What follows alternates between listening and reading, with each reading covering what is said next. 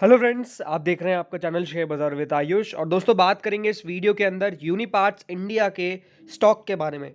तो कह सकते हैं दोस्तों, आज एक अच्छा मूव आता हुआ देखने को मिला, एक शानदार तेज़ी आती हुई देखने को मिली। आईपीओ के प्राइस के ऊपर भी आज स्टॉक जो है वो निकलता हुआ नजर आया। तो अपने आप में एक अच्छा मूव आया, बड़ा मूव आया। बट ये है कि क्या आगे भी आएगा, इसके बारे में दोस्तों इस वीडियो में चर्चा करेंगे। 14 दिसंबर यानी कल के लेवल्स क्या हो सकते हैं वो भी हम दोस्तों इस वीडियो में जानेंगे। तो एक महत्वपूर्ण वीडियो होने वाला है, पूरा आप ज़रूर देखिएगा। फ्रेंड्स, पहली बार अगर आपने चैनल को विजिट किया है, चैनल को ज़रूर आप सब्सक्राइब कर लीजिएगा। सो फ्रेंड्स, आज के दिन अगर आप यूनिपार्ट्स इंडिया को देखेंगे तो एक बढ़िया मूव आया। अपने आप में देखिए बहुत ज़रूरी था इन्वेस्टर्स के लिए। ज़रूर वो क्लोजिंग हमको उतनी शानदार नहीं मिल पाई, बट एक अच्छा मूव आया, ये ज़रूर दोस्तों आज कह सकते हैं। 563.95 पे आज दोस्तों स्टॉक 330 पे ट्रेड कर रहा था। 24 रुपये 30 पैसे से दोस्तों बढ़ा है। 4.5% की आपको मूव आती हुई देखने को मिली है यूनिपार्ट्स इंडिया के अंदर। एंड इंटरेस्टिंग क्यों था आज का मूव, ये खुद ही आप देख लीजिए। ओपन ये होता है 541.05 पे, और आज ओपन और लो यहाँ पर डेफिनेटली सेम है। तो ये एक अच्छी बात है। जब भी दोस्तों ओपन एंड लो सेम होता है, इसका मतलब ये है कि स्टॉक एक बुलिश जोन में आपको ट्रेड करता हुआ देखने को मिल रहा है। आज का हाई अपने आप में इंपॉर्टेंट क्यों है? 579.20। 579.20 का ये मतलब है कि आज स्टॉक जो है वो अपनी आईपीओ के प्राइस बैंड 577 के ऊपर निकल गया, और लोग थोड़े बहुत प्रॉफिट में ज़रूर आए होंगे। एटलीस्ट ये था कि उस समय तो कम से कम लॉस नहीं हो रहा था। ज़रूर क्लोजिंग जो आनी चाहिए थी वो नहीं आई। अगर 577 के ऊपर क्लोजिंग आती तो ऑलमोस्ट हर लोग प्रॉफिट में रहते। बट ठीक है, कोई दिक्कत वाली बात नहीं है। मैं आपको यही कहूँगा, कल भी आपको मैंने एक ही बात कही थी कि देखिए कंपनी बुरी नहीं है। ज़रूर लिस्टिंग बहुत ख़राब हो गई, और यहाँ पर डेफिनेटली जो अनुमान नहीं लगाया जा सकता था एग्जैक्टली वो हो गया। बट अब अगर आज आप चीज़ें देखेंगे तो डेफिनेटली सुधरती हुई नज़र आई है, इसमें कोई दोहराई नहीं है। दोस्तों, आज के सेशन की अगर वॉल्यूम्स की बात करें तो वॉल्यूम जो है वो करीबन 36 लाख शेयर्स की आती हुई देखने को मिली है। एग्जैक्ट क्लोजिंग प्राइस क्या है? 565.40। ये बात ध्यान रखिएगा, क्लोजिंग प्राइस जो है वो 563.95 नहीं है, 565.40 है। एंड वहाँ पर दोस्तों करीबन 17,808 जो ऑर्डर्स है वो सेलिंग साइड पे आपको देखने को मिलेंगे। डिलीवरी वाइज पोजीशन कितनी है? तो दोस्तों डिलीवरी वाइज पोजीशन ऑलमोस्ट 36.28% आज मार्क होती हुई देखने को मिली है। बढ़िया डिलीवरी है, कोई दिक्कत वाली बात एज सच जो है वो नज़र नहीं आ रही है। तो दोस्तों यहाँ पर होगा क्या, क्योंकि ये बात आपको समझना पड़ेगा कि जब आईपीओ आया, जब इसका सब्सक्रिप्शन डेटा आया, क्यूआईबीज जो थे वो लाइन लगा के पैसा लगा रहे थे, इसमें कोई डाउट नहीं है। मतलब इस प्रकार का दोस्तों क्यूआईबीज के द्वारा पैसा आता हुआ नजर आ रहा था उस आईपीओ के अंदर कि हमें दे दो, हमें दे दो। 67 टाइम दोस्तों जब अगर क्यूआईबी पोर्शन सब्सक्राइब हो रहा है ना, इसका मतलब ये है कि उस क्यूआईबीज को भी पता है कि बहुत अच्छा आईपीओ है। क्योंकि वो पैसा क्यों लगाएंगे, ये बात भी आप समझिए। तो उनको पता है कि आईपीओ बढ़िया है, इसीलिए दोस्तों इतना पैसा आया। तो ये आपको समझना है कि कंपनी कभी भी बुरी नहीं थी। लिस्टिंग म्यूटेड क्यों हुई, इसके पीछे का रीज़न यही आप कह सकते हैं कि मार्केट का थोड़ा सा यहाँ पर दिक्कत था, मार्केट में दिक्कत थी, और आईपीओ को डेफिनेटली उस प्रकार से जो रिस्पांस मिल रहा था बाय रिटेल कैटेगरी वो नहीं आया था। बट ओवरऑल क्यूआईबीज का पैसा था। कल बहुत चौंकाने वाली बात थी कि स्टॉक जो है वो आफ्टर लिस्टिंग बढ़ा नहीं और नीचे चले गया। ये भी अपने आप में एक चौंकाने वाली बात थी। बट ठीक है, जो आज मूव आता हुआ देखने को मिला है, ये एक अच्छा साइन दिखाता है कि यहाँ स्टॉक फिर से आपको 550 के ऊपर ट्रेड कर रहा है, 560 के ऊपर बेसिकली ट्रेड कर रहा है, और यहाँ से मूव भी बनेगा। अब दोस्तों कुछ एक्सपर्ट्स का व्यू हम समझते हैं स्टॉक के ऊपर क्या रह सकता है। तो फ्रेंड्स देखिए, Unipart shares jump over 7%। What should you do? Here's what 3 analyst say. तो क्या दोस्तों 3 एनालिस्ट की राय है, हम एक बार वो देख लेते हैं।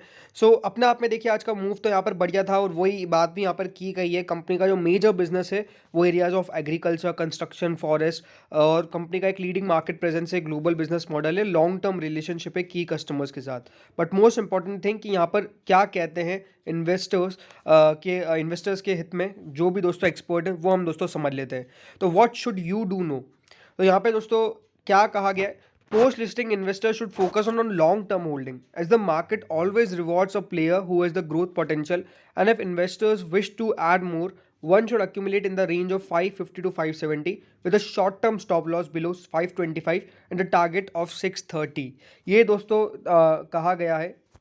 तो ये ज़रूर है, देखिए कंपनी का एक अच्छा प्रेजेंस हर जगह है, इसमें कोई डाउट नहीं है। क्या ग्रोथ प्रोस्पेक्ट दिखाती है कंपनी? तो 100% ग्रोथ प्रोस्पेक्ट है, ग्रोथ पोटेंशियल कैंडिडेट है ये। इसीलिए यहाँ पर इन्वेस्टर्स का दोस्तों रुख भी है, एक पॉजिटिव साइड पर ही है और डेफिनेटली पैसा भी इसीलिए आपको आता हुआ देखने को मिला। एक्सपर्ट्स इसीलिए मान के चल रहे हैं। Uniparts is the smallest player in the space but has consistent growth in revenues and margin in front of other big players such as Bharat Forge, Balkrishna Industries. Considering all the growth rationales we recommend investors focus on medium to long term in Uniparts India. ये साफ साफ दोस्तों उनकी तरफ से कहा गया है कि मीडियम टू लॉन्ग टर्म का सोचिए, शॉर्ट टर्म में भी पैसा नहीं बन रहा है। और दोस्तों अभी जो आईपीओ आ रहे हैं उनके अंदर भी ये आप मान के चलिए शॉर्ट टर्म यानी लिस्टिंग गेन पे पैसा बनना बिल्कुल मुश्किल है, लेकिन लॉन्ग टर्म में वो डेफिनेटली रिवॉर्ड करके जा सकते हैं।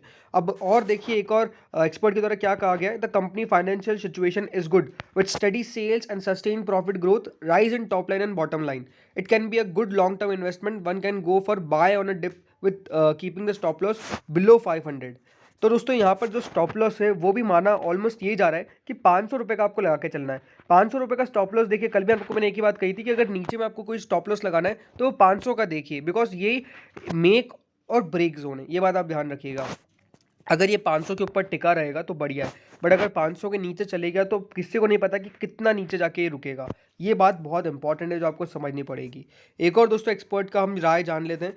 उन्होंने ये कहा कि हेल्दी फाइनेंशियल पोजीशन है, कंटिन्यूस ग्रोथ हो रही है, रेवेन्यू प्रॉफिट इंप्रूव कर रही है कंपनी, मार्जिन। उन्होंने क्या, एज पर the risk factor the issue is a complete OFS. Again ये भी अपने आप में एक दिक्कत थी क्योंकि पूरा का पूरा ओएफएस था, कुछ पैसा भी दोस्तों यहाँ पर जो है कंपनी के अंदर गया नहीं।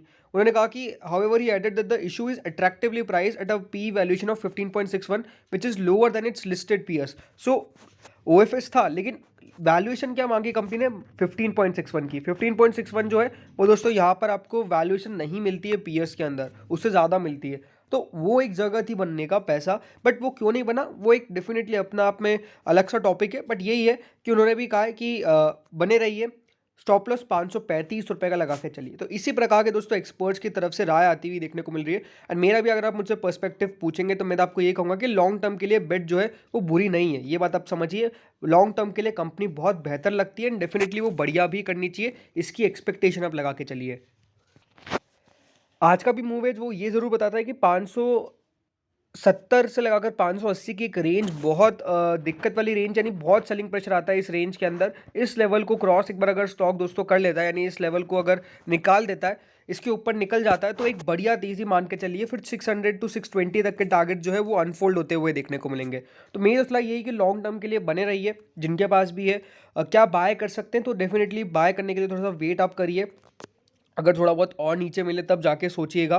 बट अदरवाइज़ अभी मैंने आपको कल भी एक ही बात कही थी कि अगर आपका नया मतलब आपका विचार है कि यहाँ पे मैं बाय कर सकता हूँ और अभी तक आईपीओ आपके पास नहीं आया था, तो अगर आप चाहे तो एक क्वार्टर वेट कर लीजिए, कंपनी के नंबर्स आने दीजिए, उसके बाद कोई यहाँ पर बाइंग का फैसला लीजिए। जो मुझे सही लगता है कि एक बार कंपनी के नंबर्स हाथ में आ जाए उसके बाद ही डेफिनेटली हम सोचेंगे कि क्या आगे करना है। बाकी जिनको आईपीओ लगा था उनके लिए तो सलाह एक ही है कि डेफिनेटली होल्ड ही करके बैठे रहिए, बढ़िया कंपनी को ज़्यादा दिक्कत नहीं देनी चाहिए। बट जैसा मैंने कहा कि जो नए हैं, जो नई बाइंग के बारे में सोच रहे हैं, वो ज़रूर एक बार वेट कर सकते हैं। तो फ्रेंड्स इस वीडियो में इतना ही था, होप सो वीडियो बढ़िया लगा होगा, अगर लगा तो लाइक कर देना, चैनल से पहली बार जुड़े सब्सक्राइब कर देना। Thank you friends watching this video.